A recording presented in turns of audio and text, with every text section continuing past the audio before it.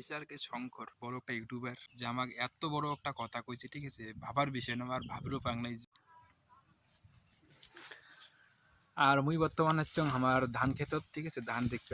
Hello বন্ধুগুলা, তোমরা গেলে সবাই কেমন আছো? আশা করি সবাই ভালো আছো। আর তোমরা গেলা অবশ্যই জানান যে এই যে একটা সুন্দর পরিবেশ, ঠিক আছে, এই পরিবেশটা তোমার কেমন লাগেছে, যে এই ওয়েদারটা আমাদের গ্রাম্য পরিবেশ। হ্যাঁ, আমাদের গ্রাম এলাকার আমরা বসবাস করি, ঠিক আছে। আমাদের এই কেমন লাগতেছে এই যে পরিবেশটা, দেখো এই ধান ক্ষেত, সব এগুলো জমির ধান, ঠিক আছে, দেখিয়ে পাচ্ছেন।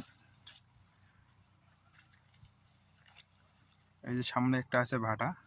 হ্যাঁ, আর মুই এসছি সেই ধান ক্ষেত দেখবে একটু, অনেকদিন পর আসলো, ঠিক আছে। আর এদিকে একটা আছে ইসে তোমার ঈশারকে শঙ্করক, তোমরা সবাই চিনেন।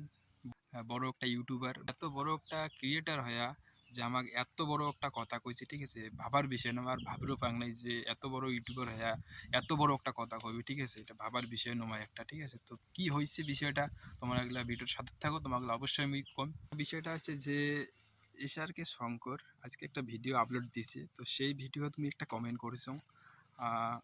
সেই কমেন্টের রিপ্লাই ঈশারকে শঙ্কর মুখ দিছে, তো একটা অনেক ভাল লাগিল যে এত বড় একটা ইউটিউবার হয়ে একটা ছোট্ট একটা এসে রিপ্লাই দিছে। ঈশারকে শঙ্কর দাদাকে অনেক অনেক ধন্যবাদ এবং ভালোবাসা রইল কুচবিহার থেকে, ঠিক আছে। তো দাদা কুচবিহারে একদিন আসো, অবশ্যই দেখা হবে।